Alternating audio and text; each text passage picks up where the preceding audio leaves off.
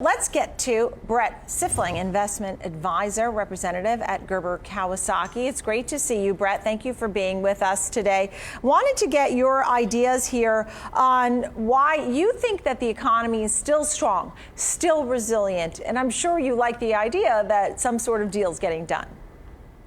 Yeah, the economy still is pretty resilient. We're seeing, low unemployment, but we are starting to see some cracks, mainly between the two main economies, the large city economies like here in Los Angeles with Silicon Beach booming. But the rural economies are really starting to feel, the price of these tariffs. Yeah, and one of the things that you noted was while we have an economy that's strong and resilient, you actually would welcome, I say this very carefully, you would welcome a recession?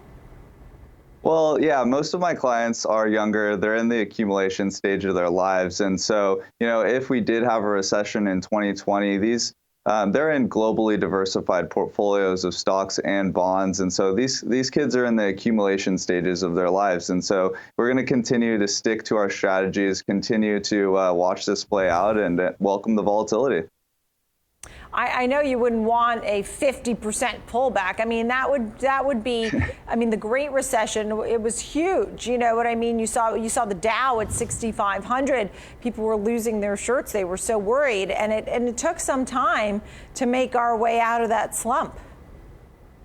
Yeah, well, I don't think that if we did have a recession that it would be too comparable to the 2008. While we're in one of the longest expansions in U.S. history, it's been very shallow and the growth has been pretty slow. And I'm not really seeing excessive, speculation or excessive debt. We've seen a lot of these IPOs really come back to earth. So, I just don't think that it's really comparable to 2008.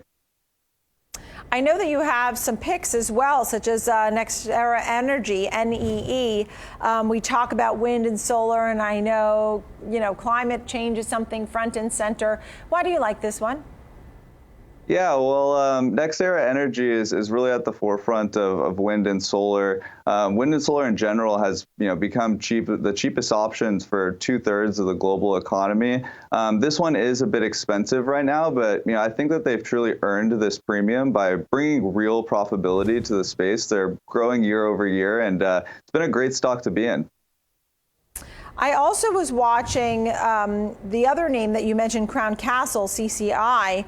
What a night! It had a high in September. Then there was some bearish signs according to some of the analysts. They're out there leasing towers. This is the wave of the future. Well, one of our main investment themes is this 5G revolution that we're about to go through.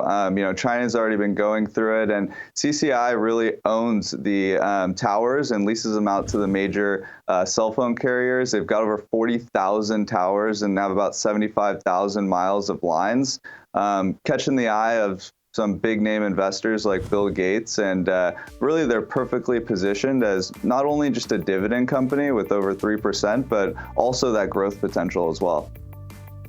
So you said you have a lot of millennial clients. Are more than 50% of your clients millennials? Oh yes, by far.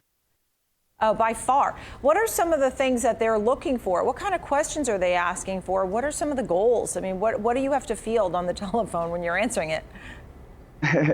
Well, a lot of people's main goals being here in LA with real estate prices so high is getting that home down payment saved up for, as well as making sure that they're, taking full advantage of their company stock plans, whether that's their ISOs or RSUs. And also planning for retirement. These are smart kids, and they're really looking to plan for their future.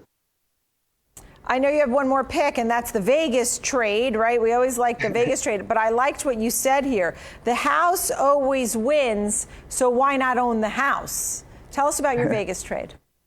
Absolutely. I'm actually going to head there next weekend to do some boots on the ground research at MGM Grand. But this is actually MGP, the growth-oriented REIT that was spun off of MGM.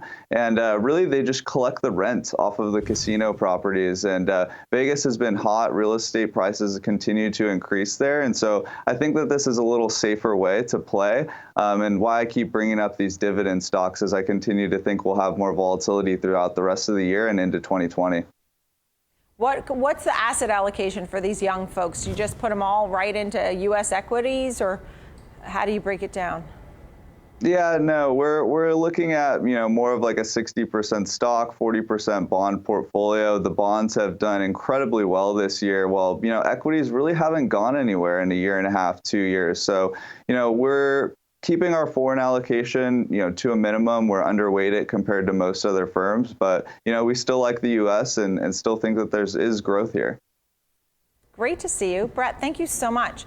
Brett Sifling, investment advisor representative at Gerber Kawasaki. Thanks for joining us on the show. Great to see you.